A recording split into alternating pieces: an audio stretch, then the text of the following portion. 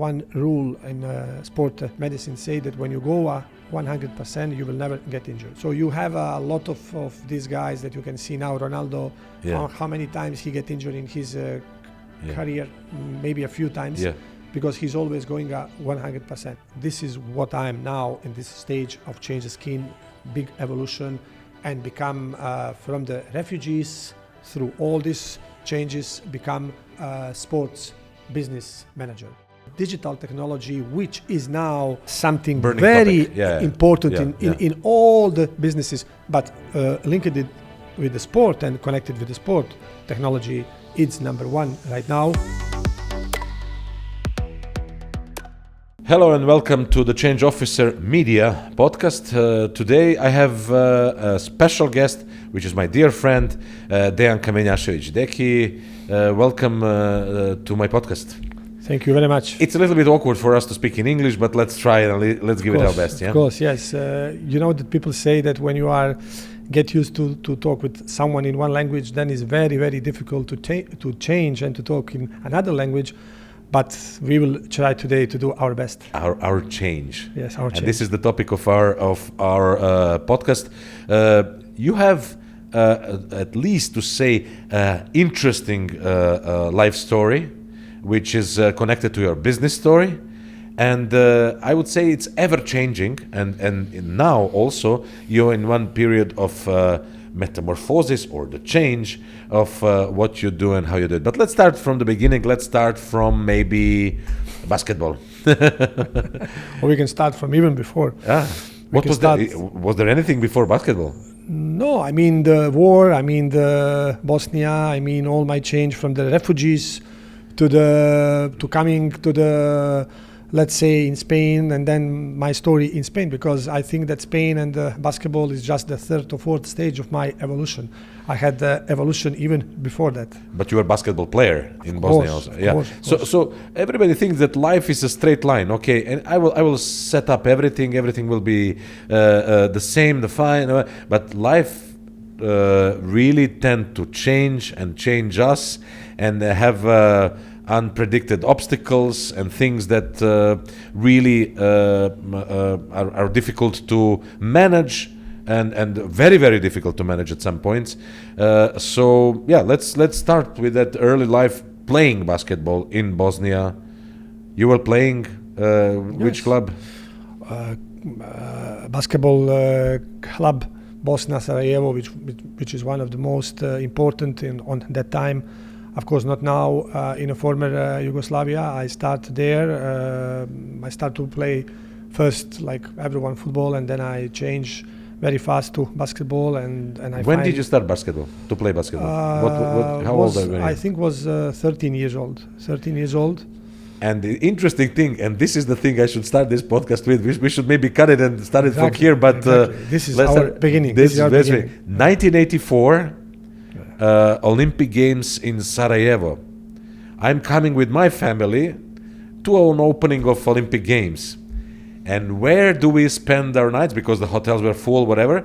At our friend's place of Kamenjašević family in Breka, Yes. And part of the Sarajevo. In that time it was Grbavica. Grbavica, sorry, yeah. Anyway. So we met basically when we were 9 years old to the day, because we were. I'm born on 16th of April. You are born on 17th of April. So we are very, very similar from the beginning. Yeah, similar story. Yeah. Similar story. My basketball career is a little bit different, but I was playing on my field next to my house. But you were playing professionally. So we met there, and then how many? 35 years later. Yes. We met in Dubai. And that's it. This is the life story. This is one of the life stories. One of the life stories. Amazing story. Yeah. So so you met me, or I met you, and at the age of 9, and then at the age of 13 you started playing basketball. Exactly. I started to play basketball then in Sarajevo, and I was in, like I said, in Bosnia Sarajevo. That was one of the best clubs on that time. Actually, on that time, that was European champion, first club from Europe who win this, first club from Yugoslavia who won this title. And I was there until the war starts. I was in the youth categories of Bosnia Sarajevo with very good players who become later on famous in we have Vukcević, who was in the Real Madrid. We have Haris Brkić, who was in Partizan and then suddenly get killed. So we have a lot of these players who become very, very good players. So on that team, to be honest, I was one of the last players in the bench, so I didn't have a lot of time to to have minutes in this team. So what was your position in the basketball? Position 2-3, let's say, because their position shooter, let's say shooting guard, but I didn't have enough ball to shoot, so so I was just there defending. So yeah, and then after that we start this new evolution, a new change of our lives when the war started in the former Yugoslavia, which is for millions of people. Our of all of us, we have some story of this part of our life, and yes, then I went to Spain. Yes, but I made evolution there because like in that time I had, like you, the same very comfortable life in Sarajevo. My family was well known, especially my father, who was the journalist. People radio know and him. TV journalist. Dejan Kamenjašević. Yeah, they know him very well, and he was like a legend there. So of course, when you are in this type of family, and when you are young, and when you have different perception and experience like I have now, somehow he opened you the doors without that you are aware of this, and your life is a little bit easier that from other people, or that is right now my life. So I was in this comfort zone. I was in this comfort zone, and then the war starts, and then everything changed in 1 second. And this is, let's say, my first evolution and my first change of my skin, if I can say like this, and then like a snake, no? And then I just realized that I don't have nothing, that we are under the siege, under the bombs. That was a very, very difficult situation for us. We have several difficult moments in the life there because one bomb came to our house but didn't explode. So that was one of the million that didn't explode. And in that time, my father and myself, we was in the apartment, so we survived just because that was pure luck, matter of luck, nothing else. And then after that, we decided to left Sarajevo with the last convoy who was leaving Sarajevo, because that was the last momentum, the last opportunity to chance to leave. We left, and after that, through one humanitarian organization, we finished. Didn't know how, in Spain, Girona, and that was my time when I start from the refugees to the, let's say, immigration side, and then I just again changed the skin, again made evolution, and start to make my life in Spain. So and as every beginning, especially in that age, so you were around 18, 19 years old. That's the time that people usually study or have fun or something. You were struggling to start a new life, and new things popped up.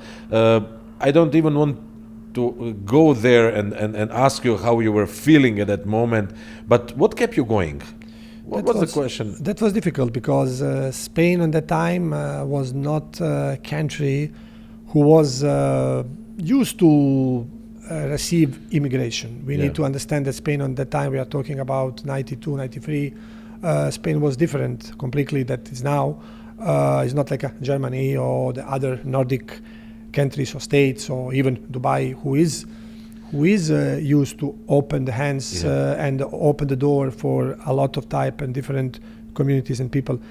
In Spain, on that time was very difficult because first we came to Girona, small city, no one talks English first, even not Spanish, just Catalan. Catalan, yeah. So you first learned Catalan and then Spanish? Yes, I learned first Catalan, and that was a surprise for Catalan people that one foreigner can talk Catalan better than them, because like Catalan language is a little bit new, because that was a little that was such a great opposition from the Spanish part to don't talk Catalan during the years.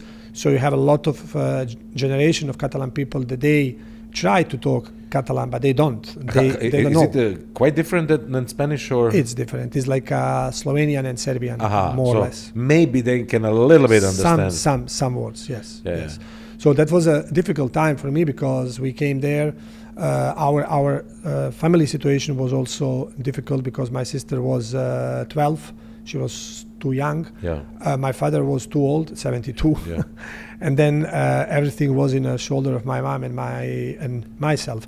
So I need just from my comfort zone in Sarajevo, then during war, their fight to survive, and then after that refugees time, then you come to Spain, and then someone put you there and tell you, okay, now learn Catalan, adjust yourself, change the skin again, understand these people here, Mediterranean mentality, Spanish mentality, that they have a lot of, let's say, complex and a lot of maybe from the past struggle and everything. And that was very difficult. I knew you for so many years, but in the recent years we are hanging out a lot. And you are a positive person. Yeah.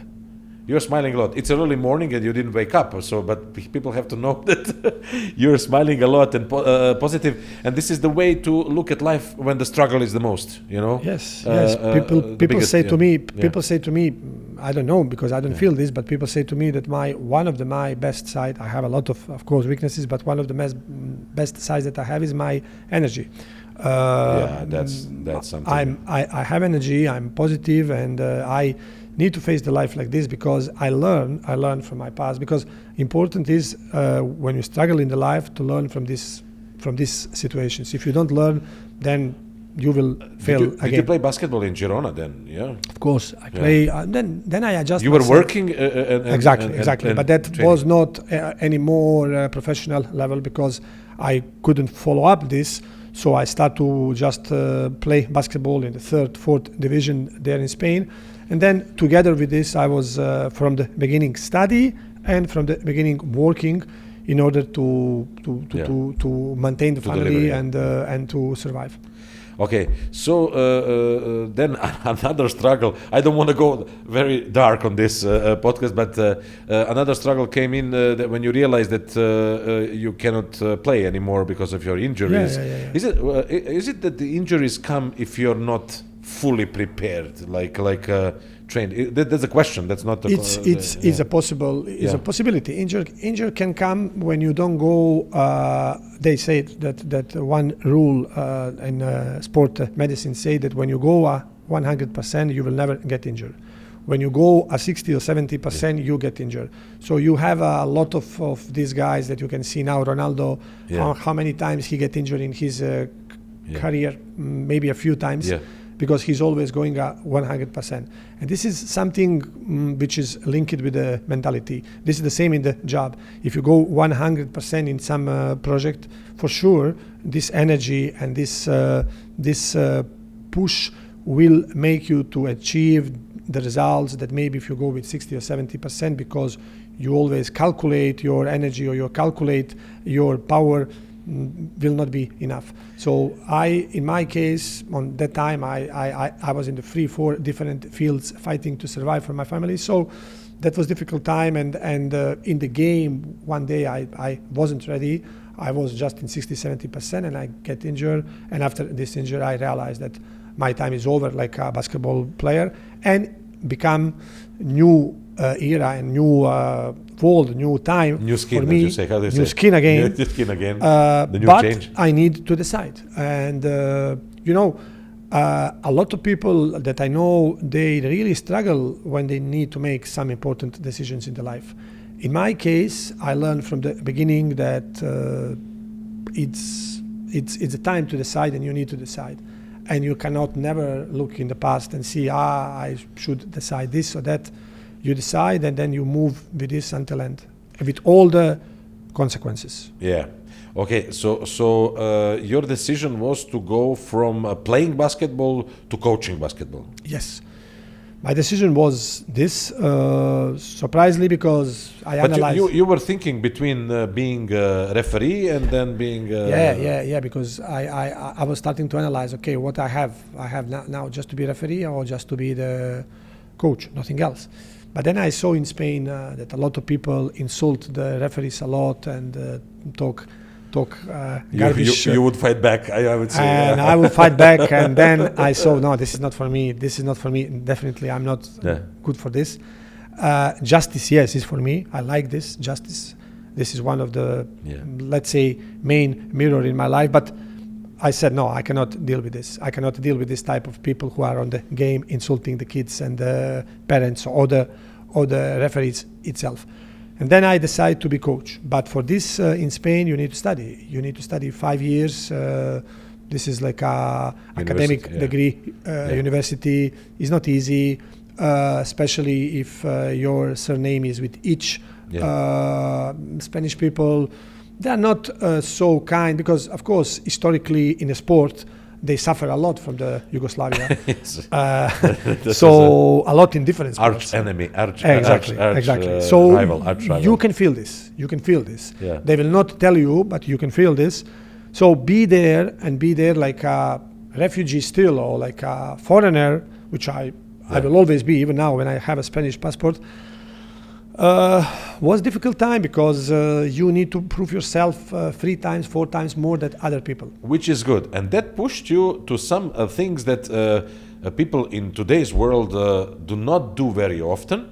And that's, I would say, learning through doing with the best. You found your guru. You were very lucky for him to be there at that time. And that was Coach Pešić, Pešić, yes. Pešić is one of the first, let's say that in my life I have, like everyone, no? I have a few people who changed my life, who give me opportunities, who change my mentality, who give me this definitely push. Of course, always, if you don't have this capacity to follow these people or to understand these people or to work with these people shoulder by shoulder, then you will not success. You will not be successful. But in my case, I didn't know on that time if I have this capacity or no. I just have a good luck, like you said, and the opportunity to meet him because he was a friend of my father a long time before, but I didn't know him. He came like a Barcelona coach. And then was the time that I was already in basketball. I was already studying. I was in the 2nd or 3rd year in my basketball school or my, let's say, physical education school for basketball coach. And on that time I was working because I need to survive and I was just studying this. And then in the second part, I was working in the University of Girona, which is something strange. But I was working there first in the geography department. And so we are colleagues, like I'm a geographist. So this is another similarity. Connection of ours, Similarity, yes. And then after that, I was working in the Department of Foreigner Languages there. So was in total of 11 years working in the University of Girona, having a good job, because from the refugees I came, let's say, to work in the government institution. That was maybe one of the few foreigners who did this on that time. And then after that, when I have a comfort zone, when I finally have settled major part of my life there, came up opportunity to work with Coach Pešić, who is one of the best, if not the best, for me, the coach in the world, not because my friend or because I work with him, because the title that he achieved. Now in the last few weeks, we have good news that he is a member of Hall of Fame. So FIBA Hall of Fame. So this is a great recognition for him and for all of people who follow him, because definitely he is a guru in life and in basketball. What was the thing? Just a small thing, because we try to inspire people with this podcast to change and to improve, whatever. What do you think that the secret of his success is? Why do you think he's successful? What is the approach to the game, or maybe broader to the life he has, that is, you think it's his key thing? What is the the key takeaway from there are Coach a lot. Pešić? There are a lot, but definitely knowledge is there. I can say that also charisma. It's something very important in the job, in the sport, in every company. What I remember from him when he was training the national team and so on, he's very strict. He doesn't allow, he's very strict to the point, and he knows what he wants. But it's also about passion, discipline, self-discipline first, and then become team discipline. In sport, you need this. In sport, especially in the professional sport, team sport, this is very important. But then he is also very good human being, and this mix of all these different things and personalities, I think, make him special one, like we said. So that's made him won a lot of titles and a lot of games that no one believed that he can do. For example, with Germany, he won European champion '92. That no one at that time Germany was nothing like even now, but he won. So with the Yugoslavia World Championship in the Indianapolis in the States, won in American soil against Americans. Dream team, It's something completely different, something that no one can achieve. And we know that other coaches like Obradović, who is on this level for sure, he also was in national team, playing in Serbia, European champion, and he failed. So it's not easy. It's not easy. Life is always going down and up, fail and success. And the important is how you face this after success and after the fail. Because what I learned from him is not it's important how is your behavior after the victory, but it's much more important how is your behavior after the defeat. So this is the key. So like they say, this too shall pass, good or bad. This too shall pass. Tomorrow so you have to coming the sun act. again. Yeah. Everything is coming. Okay, so after how many years in Barcelona and with Coach Pešić? In Coach Pešić in between Barcelona and Girona, and then our collaboration, because we did a lot of coach stuff and clinics, coach clinics around the world, Europe, Spain especially, different camps. We was working closely, me and him, in the teams and out of the teams during all these years since I know him, maybe until I didn't came to Dubai. So let's say 15 years, 16 years working together shoulder by shoulder. With your guru. That's I think that time, let's say beside my father, who was my first influencer, let's say like this, on my life, because all of us, we have father, mother, or whatever. In my case, my mother take care of me, but my father, that I didn't see him so much. He was because he was traveling a lot. Let's say yes, he was a public person. So let's say that I even didn't know my father enough that I should, but he was maybe the first influencer in my life. Then came Coach Pešić, who is a family now for me, who is a guy and a person and a human being who showed me a lot of things and who changed me like a person to be something better. And then came these years with him until let's say 2014, 15 that I start to think when I became to the professional level, when I was in professional level, when I was there that I study and I live for this goal, because they say that dreams without goals, they are just dreams. So I had a lot of dreams. All of us, we have a lot of dreams. But if you don't have a goal, and even if you don't put the date for this goal and the plan, is nothing. It's just a dream. You can go to sleep and you will just dream. And tomorrow you will wake up and you will be on the same position and same bed and same situation that you was before. So with him, I was dreaming before, but with him, I start to learn about the goals. I start to learn about to set up the plan and to think differently, because I realized that my life will be always linked and connected with sport. But it depends in which kind of sport first, of course, basketball. And which part of the sport? Which part of this, and what to do, and how to do. So you already changed from the player to the coach, and then you came to Dubai to be a coach. When I was in Spain, actually being the coach, I had several conversations with Coach PSSA on that time because my father already passed away. And then I told him, listen, this is not what I was looking for. This is not what I was expecting. No, I saw a lot of things that, you don't know what is going on until you don't achieve this position or this league or whatever. And then when you see a lot of things that basketball is not football. In football, you can stay 1 year like assistant coach, and then you can leave 4 years until you don't find another job. Basketball is not like this. Basketball, you need to survive every day. You need to fight every day, and you need to find a team another year again. On that time, I was married. I have 2 kids. I need to take care of my family as well. I had much more, responsibility. My sister as well. My mom, my dad on that time before he passed away. So. Very, very young, I had a lot of heaviness in my shoulder. Responsibility.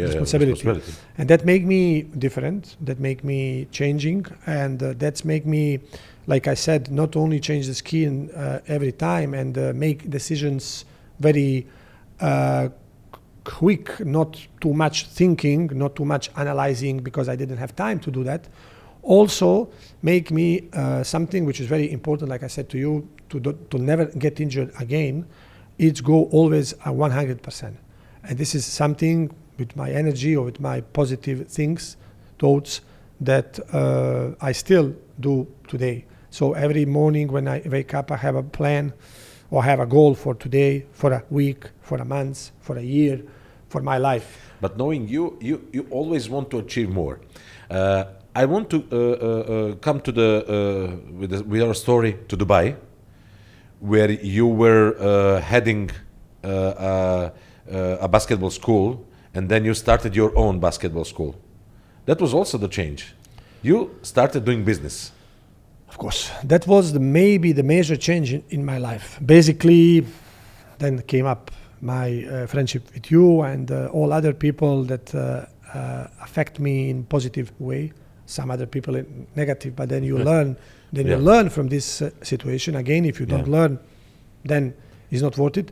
But what I can say for sure, when I came to Dubai, a lot of even my friends, my family, people, they didn't support me because they thought, okay, I have a good life in Spain. I have excellent life. I'm a professional coach. I have this comfort zone. Comfort zone again. You fight so much for this comfort zone. Why now you are leaving this comfort zone? Why now you are going to, I don't know, somewhere else, to Dubai and open sports academy there in Dubai? Is no sports there. What you will do, So, but I have a plan. I have a dream. I have a plan. I said to myself, 5 years, next 5 years, I will invest in myself. I will invest in my future and future of my kids in the future. And I will go to fight. I will go to do 100% of on myself. When say Coach Pesic said sometimes, you are not giving 100% of yours of you. You are giving yourself. So this is much more than 100%. 100% when he was telling to me, it's you give 100%, you finish your job, you go home on the night, and you forget everything, and this is your 100% that you gave from 9 o'clock to 6 o'clock. But when you give yourself, then is 24/7, all the week, all the months, all the year. Okay, so 5 years ago you started your own basketball academy here in Dubai, United Arab Emirates. Yes. When somebody before you came to Dubai told you, no, there is no sports, whatever, but now you have around 500 kids playing basketball in PSSA, which is your basketball school. It's my life. Basically, it's my home, it's my life, and it's something that I'm very proud that we built. This is what we build with the people who are involved in this story, and with my partner, who is also involved in this story, Mr. Mohammed Abdul Salam Al Rafi, who is maybe the second or third person who was my influencer, and the guy and the person and he's who changed my life and who showed me a lot of things about the life and especially about the business. And this is my next evolution, my next change of the skin, my next stage in my life, that I start to learn something that I never thought that I'm able and capable to do. Yes, I came here 7 years ago, sorry. We start academy here, first some small academy. Through this academy, I connect with son of Mr. Mohamed Al-Rafi. Then I connected with him, and then we just connected. It was not just, it lasted for some period of time. No, we connected. You had an idea, you were exactly like preparing, and we connected. How important was the coaching you got from Mr. Mohammed, like in business approach? A lot, because from our side, that was first, that was easy connection, like a human being. Friend to friend, we connect very well, and that was our let's say, now I can say that he is very good friend of mine, and he's my family, and this is the best, let's say, the most richest things that I get from all this. Not money, not connections, just be a friend of him and have him like a family. But however, I need to say that in this time, when I approach him with my idea of sports, and he is a businessman who is doing everything, but not sport, that was very difficult at that time. That was very difficult that we understand each other. No, we was understanding each other in all parts of the life, about family, about the kids, about this and that. But it took 2 years that we established this partnership and this trust and collaboration that we have. Of course, now it's different story, but it took us 2 years to set up PSSA, which now it's already 4 years, almost 4 years and a half of PSSA, and we get very good results and success, having account that behind us is 2 years almost of pandemic, Corona. So basically we was working only 2 years, so 1 year and a half in normal conditions, and then 2 other years in non-normal conditions like everyone else. I'm glad to say, and I like to have to talk with people who are in the process of change as we speak. We talked about your journey to Dubai and your journey to becoming really successful school. We said 500 kids are training in PSSA, and that's the huge success. But then, like maybe a year ago, less than a year ago, a friend of ours, Andrea, we have to wait to him here. There, he's I know that he's watching. he and his service are watching. Exactly. So he came to Dubai, and every time we meet, you tell me about your basketball, you tell me about your school, everything is fine. We maybe go for some music and some, fun. But this time it was different. This time it was different, both from my side and your side. And the change I saw in you is maybe the reason that we are sitting now here in this The Change podcast, is that yet another change in your life is about to happen. And I have to emphasize one more time, you were in the comfort zone. Again, I was in the comfort zone again. Yes, I told this to Mohammed several times. Look, so many people in my place, in my shoes, 99% of the people just will say, okay, I have academy, everything is going well. Why I need to change? Why I need to put myself in risk? Why I need to push more, even him, even myself, even, I don't know, risk so many things. But I'm like this. I cannot go, I don't want to get injured again like I get injured before. I don't want to go 60, 70% in my life. And I am in comfort zone. I fight for comfort zone, but when I get the comfort zone, then I realize that I'm ambitious. I'm in the best stage of my life. I have a capacity, I have experience, I learn a lot. I'm learning still, and I will learn forever, like everyone. And I'm learning from my mistakes, especially. So why not to change again? And why not to push myself again, to see my limits and to see what I can do? So if I ask you why the change, and your answer would be why not? Exactly. Why not? Why not? Why? Because if I'm in the comfort zone, I will not feel, like I said, I will not feel comfortable first. Secondly, I will not feel that I achieve anything. And sometimes it's not important what you are doing. It's important how you do that and what you left behind you for your kids or for your family. Here, I'm not talking about the money. I'm not talking even, of course, everyone works to survive and to have money. Even I'm not talking about the social status or career or whatever. If I was looking for this, now I will be in Spain like a sports director of Barcelona or whatever. But I'm here. I'm here in Dubai. The same people who was laughing on me that when I went to Dubai 7 years ago, now they are calling me, asking me for a job because the situation in Europe is like this. I'm not laughing on them. I am trying to help them. But definitely when I saw you on that time 1 year ago, 1.5 years ago, when we had this conversation, I remember first what I told to you is that I saw that you also change, and I told you that you change, and that was for me big surprise that you was so much focus, and that I realized that you had a goal with a plan, and that even with the numbers when you want to achieve your goals.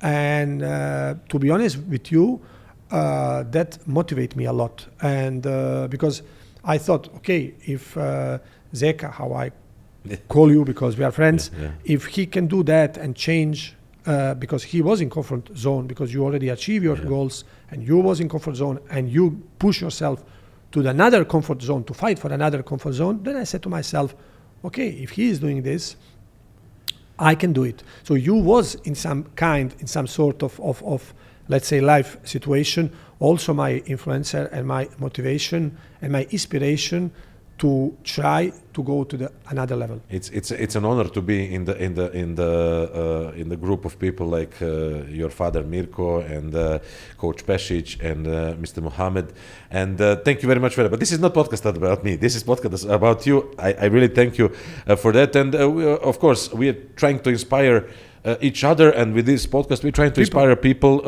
to not to be afraid of the change and not to be afraid to leave the comfort zone, because sometimes living in a comfort zone is so unfulfilling, and the engagement you get with the new things, as you said, 100% pushing one thing and fully focused on this one, the engagement you get is what is keeping us alive. And what is basically the purpose, because there are so many things to elaborate on that. But what I want to focus now is actually the change that happened, let's say, a year back or whatever, when we started discussing things. What is the next change? As you have an amazing manager for the school who is running the school now for you. Is it Mr. Boki? Bojan, yes, of course. Bojan, Bojan is. Yeah, but this is, we are coming again to the same subject that we was talking before. When you want to set up something new, of course, first you need to know who is your mirror and who is your guru. Like we said, I have several of them that I mentioned them. Then when you find these gurus and find your example and your mirror, and you start to learn from them, and you start to learn from all that experience that they have, then is a second stage for me, which is a life experience. Now I'm working in the education system this last 6-7 years here, and I was working in Girona as well in the university. And I have a feeling that we are doing something wrong in the world. And even now you can see in India, there are some opinions, and even in the States, that it's not correct that the school is during the 5 days in the classroom, and then you have these 5 days every month and every year. But then when you come to the real life, everything changed, and this is the real school, and this is a real school. So for me, my real school was the life. This is the key of the things also, beside that you find the people that you can follow, that they are your guru, but life that you are living and that you are experiencing. It's a teacher. It's a teacher. So let's talk about this change, the last change that happened. There are people who walk around. Okay, so let's talk about this change which is happening as we speak now. Basketball school is up and running. And you have the opportunity because thanks to Mr. Mohammed and the people around you, you're really well connected with the successful people. You get inspired, but you get the ideas. What is your idea now? And this is something that I think you're trying to figure out now. But what is your goal now? Okay, school is up and running. Boki is running the school and everything.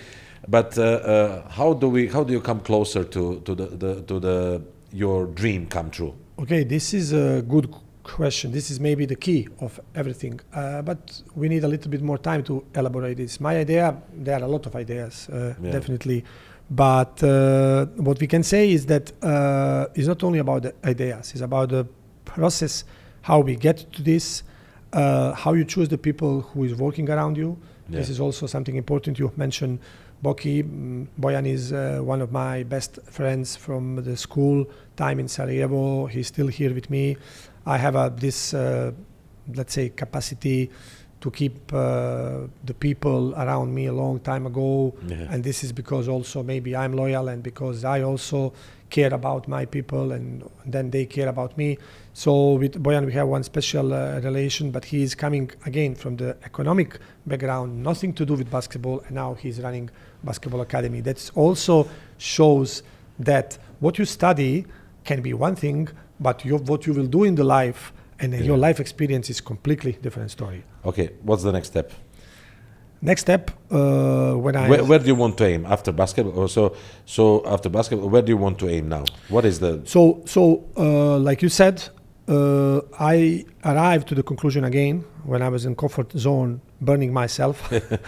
I realized that, okay, we have academy is successful. Even in Corona, from 30 locations, now we are only in 5. And we have the same number of kids in 5 like before Corona in 30. So for me, this is a huge success. Of course. Huge.